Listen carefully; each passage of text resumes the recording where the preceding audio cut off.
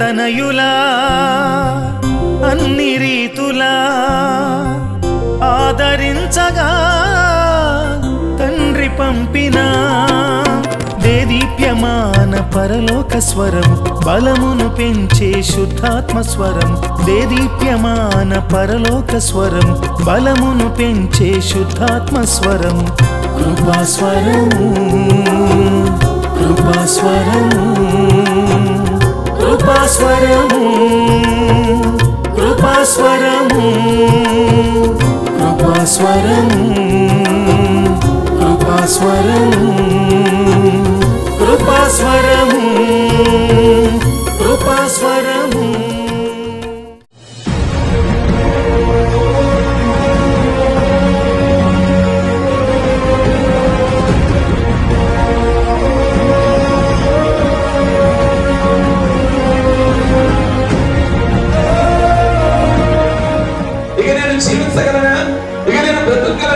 చచ్చిపోవడమే కారణమా?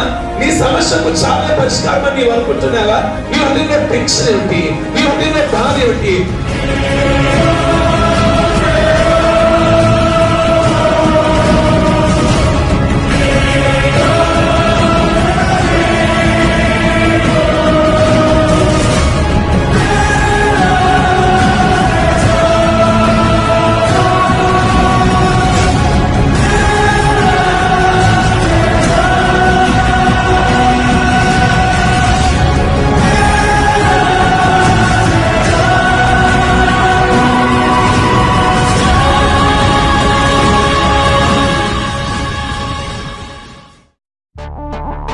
రండి, దేవుడు చేయు అద్భుత కార్యములను చూడండి.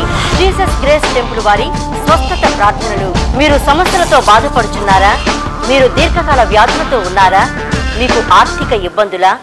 మీరు సంతానం లేక ఉన్నారా? ఉద్యోగము లేక బాధపడుచున్నారా? మీరు ఆత్మీయతలో అభివృద్ధి పొందాలనుకుంటున్నారా? అయితే రండి. ప్రతి బుధవారం ఉదయం 10 గంటల నుండి మధ్యాహ్నం 1 గంట వరకు తైల అభిషేక స్వస్థత ప్రార్థనలు జరుగును. మనం అందరం కలిసి ప్రభువును మహిమపరుద్దాం. బుధవారములలో పాల్గొని ఎంతో మంది మేలు పొందుతున్నారు కనుక మీరు రండి. దైవజనులు మీ కొరకు ప్రార్థించెదరు. మా address pastor Mallisetti Moses, Jesus grace temple, ASHA function hall road, Patamata, Vijayawada 10. Cell 9392871234. రండి, ప్రభువు చేయు అద్భుత కార్యములను చూడండి. జీసస్ గ్రేస్ టెంపుల్ వారి స్వస్థత ప్రార్థనలు. మీరు సమస్యలతో బాధపడుచున్నారా? మీరు దీర్ఘకాల వ్యాధులతో ఉన్నారా? మీకు ఆర్థిక ఇబ్బందులా? మీరు సంతానం లేక ఉన్నారా? ఉద్యోగము లేక బాధపడుచున్నారా? మీరు ఆత్మీయతలో అభివృద్ధి పొందాలనుకుంటున్నారా? అయితే రండి. ప్రతి బుధవారం ఉదయం 10 గంటల నుండి మధ్యాహ్నం 1 గంట వరకు తైల అభిషేక స్వస్థత ప్రార్థనలు జరుగును. మనం అందరం కలిసి ప్రభువును మహిమపరుద్దాం. బుధవారములలో పాల్గొని ఎంతో మంది మేలు పొందుచున్నారు కనుక మీరు రండి. దైవజనులు మీ కొరకు ప్రార్థించెదరు. మా address pastor Mallisetti Moses, Jesus grace temple, ASHA function hall road, Patamata, Vijayawada 10. Cell 9392871234. రండి, ప్రభువు చేయు అద్భుత కార్యములను చూడండి. జీసస్ గ్రేస్ టెంపుల్లో ప్రతి ఆదివారం ఉదయం 7 గంటల నుండి 9:30 వరకు బలమైన వర్తమానముతో శక్తివంతమైన ఆరాధన జరుగును. మీరు ఏ విధమైన సమస్యలతో ఉన్నా దైవజనులు మీ కొరకు ప్రత్యేకంగా ప్రార్థించెదరు. మనమందరము కలిసి ప్రభువును ఆరాధించి మహిమపరుద్దాం. అలాగే ప్రతి బుధవారం ఉదయం 10:30 నుండి 12:30 వరకు తైలాభిషేక స్వస్థత ప్రార్థనలు జరుగును. 7 బుధవారములు పాల్గొని అనేకులు స్వస్థత మరియు అనేక సమస్యల నుండి విడుదల మరియు ఆత్మీయ మేలులు పొందుచున్నారు. మీరు తప్పక పాల్గొనండి. దైవజనులు మీ కొరకు ప్రత్యేకంగా ప్రార్థించెదరు. మా address pastor Mallisetti Moses, Jesus grace temple, ASHA function hall road, Patamata, Vijayawada. Cell number 9392871234. మీ అందరికీ వందనాలు. కృపాస్వరం అనే ఈ టీవీ కార్యక్రమం ద్వారా మీ అందరినీ కలుసుకోవడం మాకెంతో సంతోషంగా ఉంది.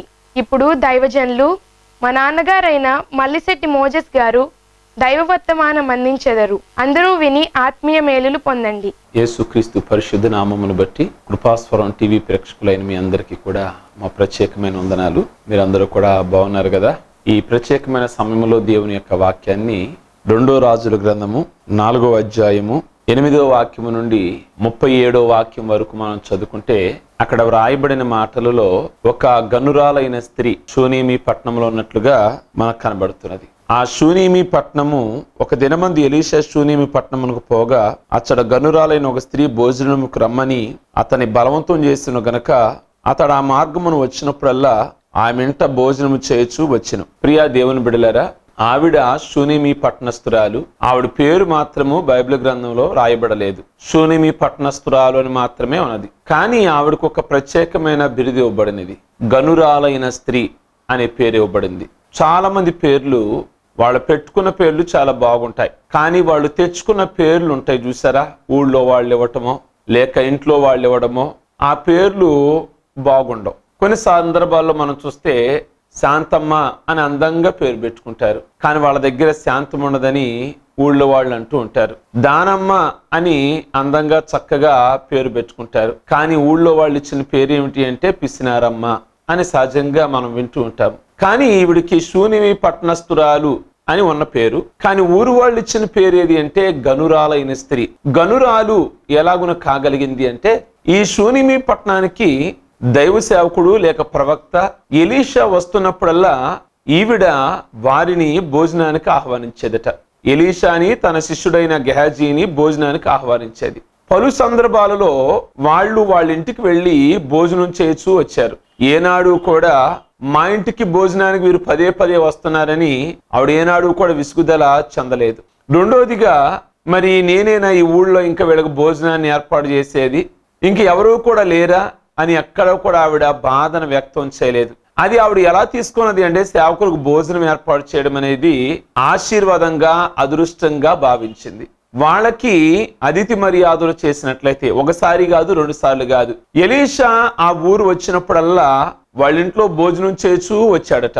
అయితే ఇలాగున భోజనం చేయొచ్చు వస్తూ ఉండగా ఆవిడ అనుకున్నది ఒక రోజున తన భర్త దగ్గరికి వెళ్ళి ఒక విషయాన్ని మనవి చేస్తున్నది. అయ్యా, మన ఇంటికి వస్తున్నారు కదా దైవజనుడు, అతడు భక్తి కలిగిన దైవజనుడని నేను ఎరుగుదును. మరి మీకు ఇష్టమైతే మన మేడ మీద ఒక గది కట్టి అతనికి ఇవ్వాలని నేను అనుకుంటున్నాను అని తన భర్తతో సంప్రదిస్తూ ఉంటుంది ఈ విషయాన్ని. కనుక ఈ మాటలు మనం గమనించినట్లయితే ఆవిడ ఎందుకు గనురాలైన స్త్రీ కాగలిగినది అని అంటే ఆవిడ ఒక చక్కటి విషయాన్ని గమనించింది. మన ఇంటికి వచ్చుచున్న దైవజనుడు చాలా మంది ఉంటారు, కానీ ఏ దైవజనుడు అని గమనించింది అంటే భక్తి కలిగిన దైవజనుడు. అందుకే బైబిల్ గ్రంథంలో పేతురు పత్రికలు వ్రాస్తాడు, ఈ కాలములో అనేక మంది అబద్ధ బోధకులు బయలుదేరతారు అని చెప్పారు. యేసు ప్రభువారు కూడా ఆయన కాలంలోనే చెప్పారు. ఈ రోజున మరి చాలా బోధలు చూస్తే మరి బోధకులే యేసుక్రీస్తు దేవుడు కాదని మాట్లాడేవాళ్ళు. ప్రియా దేవుని బిడలారా, కేవలం యేసుక్రీస్తు ఒక దూత లాంటి వాడని, కేవలం యేసుక్రీస్తు ఒక ప్రవక్త లాంటి వాడే గాని ఆయన దేవుడు కాదని ఇలాంటి రకరకాలైనటువంటి బోధలు ఈ రోజున మనం వింటూ ఉన్నాము. కానీ ఈ రోజున విశ్వాసికి కావలసింది ఏమిటి అంటే వివేచన కావాలి. మన ఇంటికి వచ్చుచూ పోవచ్చున్న వాడు ఎవరు? భక్తి కలిగిన దైవజనుడైనా? వరాలు ఉన్నాయి బైబిల్ గ్రంథంలో, అనేకమైన వరాలలో ఒక వరం ఏది అంటే వివేచన వరం. ఈ గనురాలైన స్త్రీ ఒక వివేచన కలిగి ఉంది. ఆయన నడకను పరిశీలిస్తుంది, ఆయన మాట తీరును గమనిస్తుంది, ఆయన జీవిత విధానమును గమనిస్తుంది, ఆయన భక్తిని గమనిస్తుంది. ఇవన్నీ కూడా గమనించిన తర్వాత ఒక దైవజనుడికి ఒక చక్కటి సర్టిఫికెట్ ఇస్తుంది. ఏమిటి అంటే భక్తి కలిగిన దైవజనుడు.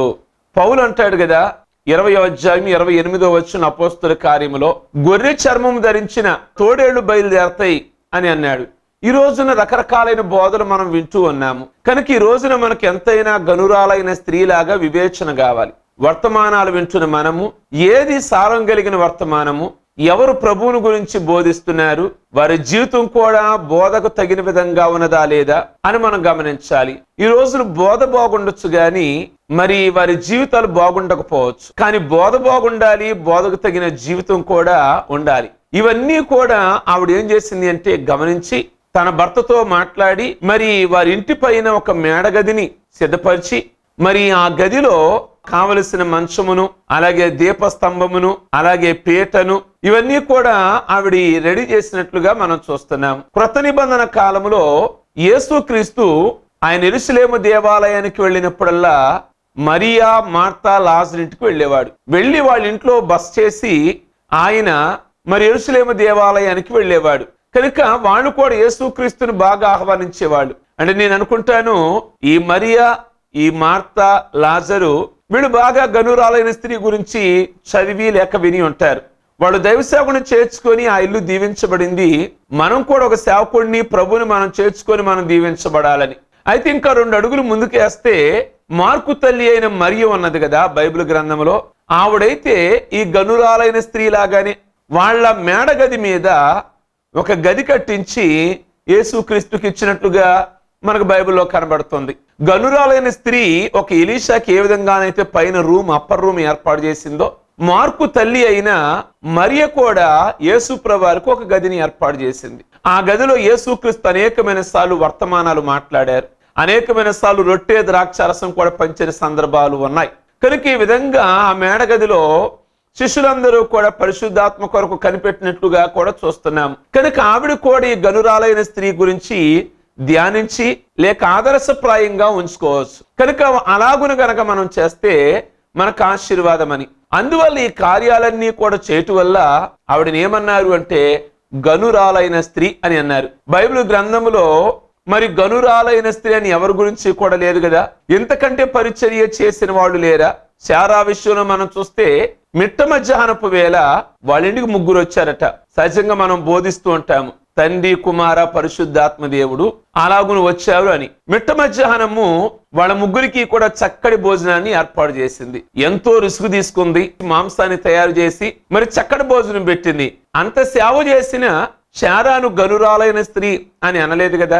యేసుక్రీస్తుకి ఈ మార్తా, మరియా, లాజరు వాళ్ళు చేసిన ఆతిథ్యం అంతా ఇంత కాదు. ఒకసారి కాదు, భోజనం 2 సార్లు కాదు. యేసు ప్రభువారికి వారి ఇంటిలో ఎన్నో సందర్భాలు ప్రభు గడిపారు. అయినా వాళ్ళని గనురాలైన స్త్రీ అని పేరు రాలేదు కదా. అలాగే మార్కు తల్లి ఏకంగా యేసు ప్రభువారికి ఆ మేడగది ఇచ్చేసింది సేవకి. అయినా ఆవిడని కూడా గనురాలైన స్త్రీ అని అనలేదు కదా. బైబిల్లో భక్తి కలిగిన తల్లులు చాలా మంది ఉన్నారు. భక్తి కలిగిన స్త్రీలు చాలా మంది ఉన్నారు బైబిల్లో. ఆది కాండం నుండి ప్రకటన గ్రంథం వరకు గనక చూస్తే మంచి భక్తి కలిగిన వాళ్ళు ఉన్నారు. మోషే తల్లి యోకెబేదు బ్రహ్మాండంగా మోషేని భక్తి భావాలలో పెంచింది.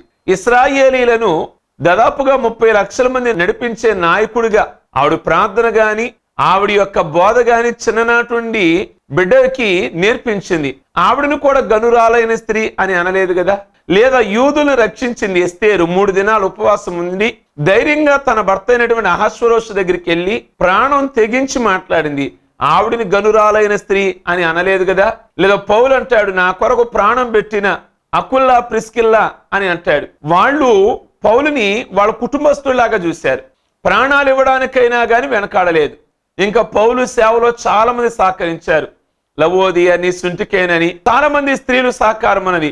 వాళ్ళకు కూడా ఈ బిరుదు రాలేదు గనురాలైన స్త్రీ అని.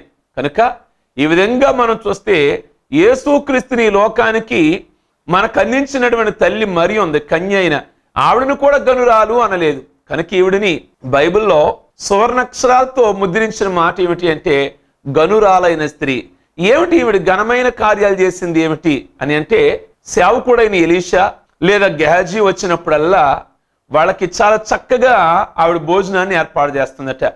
కేవలం భోజనమే కాదు, మన ఇంటికి ఆ సేవకుడు రావడం అనేది ఆశీర్వాదం గనక మన ఇంటిలోని ఒక మంచాన్ని ఏర్పాటు చేద్దాం, ఒక పీటను కూడా ఏర్పాటు చేద్దాం, ఒక దీపస్తంభాన్ని కూడా ఏర్పాటు చేద్దాం, ఒక బల్లను కూడా ఏర్పాటు చేద్దాం అని తన భర్తతో మాట్లాడి రూము కట్టి ఇవన్నీ కూడా ఏర్పాటు చేసిందట. అంటే మంచము దేనికి అంటే ఆయన సేవ చేసి వస్తాడు గనక మా ఇంటిలో ఆయన విశ్రాంతి తీసుకోవడం, ఆయన అలసట తీర్చుకోవటం ఎంతైనా మా కుటుంబానికి ఆశీర్వాదం. చాలా సందర్భాలలో సేవకులు ఆయా గృహాలకు వెళ్ళినప్పుడు అంటూ ఉంటారు, ఏమండి నడుము వాల్చండి అని అంటారు.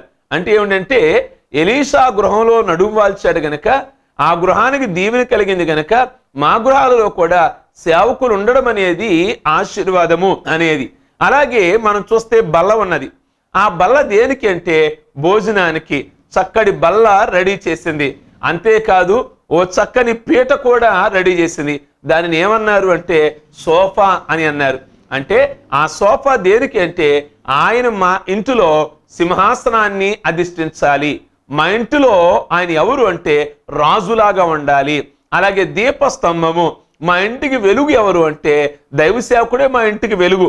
ఎలీషా ఒక రోజు అంటాడు ఏలియాని, నా తండ్రి ఇజ్రాయేలీలకి రథాలు గాని రౌతులు గాని అన్నీ కూడా నీవై ఉన్నావు అని ఎలీషా వాళ్ళ గురువైన ఏలియాని ఏ విధంగా అన్నాడో ఈ రోజున గనురాలైన స్త్రీ అంటుంది కదా, ఆ దీపం మా దీపం నీవే, మా ఇంటిలో సోఫాలో అనగా నీవు కూర్చుంటే సింహాసనాన్ని అధిష్ఠిస్తే మా ఇంటికి ఆశీర్వాదం, నీవు పడుకుంటే అది మాకు దీవెన, కనుక ఇదిగో బల్ల దాని మీద కూర్చొని మీరు మీ శిష్యుడైన గెహజీ భోజనం చేయండి. ఎంత ఆశీర్వాదం పొందుకున్నది అంటే, అయితే ఇదంతా కూడా ఇంతగా ప్రేమిస్తుంటే ఎలీషాలో ఒక ఆలోచన కలిగింది, ఇంతగా ఈ ఫ్యామిలీ మనల్ని ప్రేమిస్తున్నారు ఏమిటి?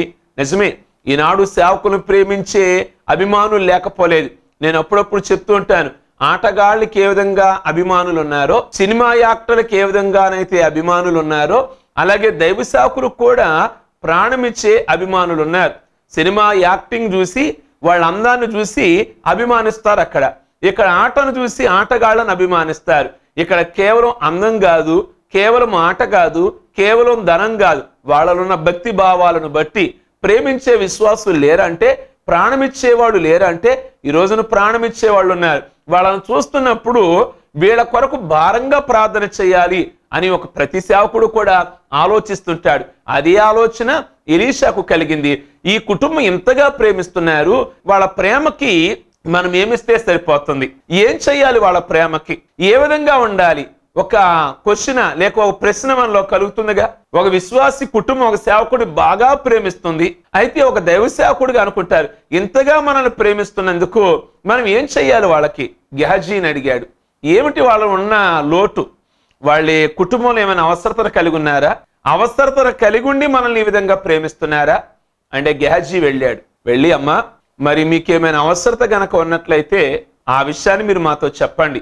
ఎలీషా రాజుతోనైనా సైన్యాధిపతితోనైనా మాట్లాడతాడు. అంటే ఎలీషా ఎంత పరపతి కలిగిన వాడో చూడండి. ఈయన మాట రాజుతో మాట్లాడగలడు, అధిపతులతో కూడా మాట్లాడగలడు. మాట్లాడి మీకేమైనా కావాలి అంటే ఆయన ఏర్పాటు చేస్తాడు. అంటే ఆవిడ ఏమంటుంది అంటే, అయ్యా నేను నా స్వజనుల మధ్య నేను కాపురం ఉన్నాను అంటే అర్థం ఏమిటంటే, నాకేది అవసరత లేదు అనగా, సహజంగా మనకు అవసరం ఉంటే సేవకుని అలాగూ ప్రేమించవచ్చు, అనగా మా అవసరాలు తీరాలి అని. కానీ వీళ్ళు కేవలము అవసరాలు తీర్చుకోవడానికి ఈ సేవకులు ప్రేమించలేదు. మాకు మీ వల్ల ఏమీ అవసరం లేదు, మీరు మా ఇంట్లో ఉండి మంచిగా భోజనం చేసి ఆ మంచం మీద చక్కగా అలసట తీర్చుకొని ఆ కుర్చీలో కూర్చొని ఆ దీపాన్ని వెలుగులో మీరుంటే అదే మాకు ఆశీర్వాదం. ఏదో అవసరమై ఉందని మేము మిమ్మల్ని ప్రేమించట్లేదు, ఏదో అవసరం తీర్చుకోవడానికి మేము మిమ్మల్ని ఆహ్వానించట్లేదు. కనుక నేను ఎక్కడ ఉన్నాను అంటే నా స్వజనుల మధ్య నేనున్నాను. అంటే దాని అర్థం ఏంటంటే, అందరూ నాకు చాలా మంది ఉన్నారు, నా అవసరాలు తీర్చాలి అంటే మా బంధువులు ఉన్నారు, మా మిత్రులు ఉన్నారు, కనుక మిమ్మల్ని ఏది ఆశించట్లేదు. గెహజీ వెళ్ళి ఎలీషాకి చెప్పాడు, వాళ్ళు ఏమీ అడగట్లేదండి, మిమ్మల్ని ఏమీ కోరటలేదండి, వాళ్ళు పెట్టిన భోజనం మీరు చేసి మీరు రెస్ట్ తీసుకొని వాళ్ళ ఇంట్లో దేవుని వాక్యాన్ని చదువుకుంటే చాలు అన్నట్లుగా ఉన్నారు. అంటే ఎలీషాకి మాత్రము ఎలా ఉన్నాడు అంటే, ఇంతగా ప్రేమిస్తుంటే నేను ఏదో ఒకటి దైవికంగా వీరికి చెయ్యాలి, నేను ఏదో ఒక విధంగా అని భావిస్తే, నువ్వేమైనా గమనించావరా ఇంటిలో? ఎలీషా గెహజీని అన్నాడు, అయ్యా నేను ఒక విషయాన్ని మాత్రం గమనించాను. ఏమిటి అంటే, ఆ ఫ్యామిలీలో ఆ ఇంటి యజమాని ఉన్నాడు చూసారా, అతను ముసలివాడు, కానీ వాళ్ళకి పిల్లలు లేరు. నేను గమనించినంత కాలంలో నేను గమనించింది కనుక వాళ్ళకి పిల్లలు లేరు అని చెప్తాడు. అని చెప్పినప్పుడు ఎలీషా గమనించాడు. గమనించి ఆ గనురాలైన స్త్రీని బయటకు రమ్మంటాడు. ఆనాడు శారాని వాళ్ళు భోజనం చేసిన తర్వాత, వచ్చే సంవత్సరం నీ కౌగిట్లో కుమారుడు ఏ విధంగానైతే కలుగుతాడని వారు వెళుతూ చెప్పారో, సేమ్ ఎలీషా కూడా ఆవిడిని బయటికి పిలుస్తాడు. పిలిచినప్పుడు ఆవిడికి చెప్తాడు, అమ్మా వచ్చే ఇదే సంవత్సరమున ఇదే ఋతుపవనమున నీ కోగిట్టులో ఒక కుమారుడు ఉంటాడు అని చెప్తే ఆవిడ అంటుంది, అయ్యా నాతో ఎందుకు అబద్ధం ఆడతారు మీరు అంటే ఆవిడ నమ్మలేకపోతుంది. ఎందుకు నమ్మలేడు అంటే, ఆయన వృద్ధాప్యానికి వచ్చేసాడు కనుక నా భర్త వ్యవసాయం చూసుకుంటూ ఉంటాడు, ముసలివాడు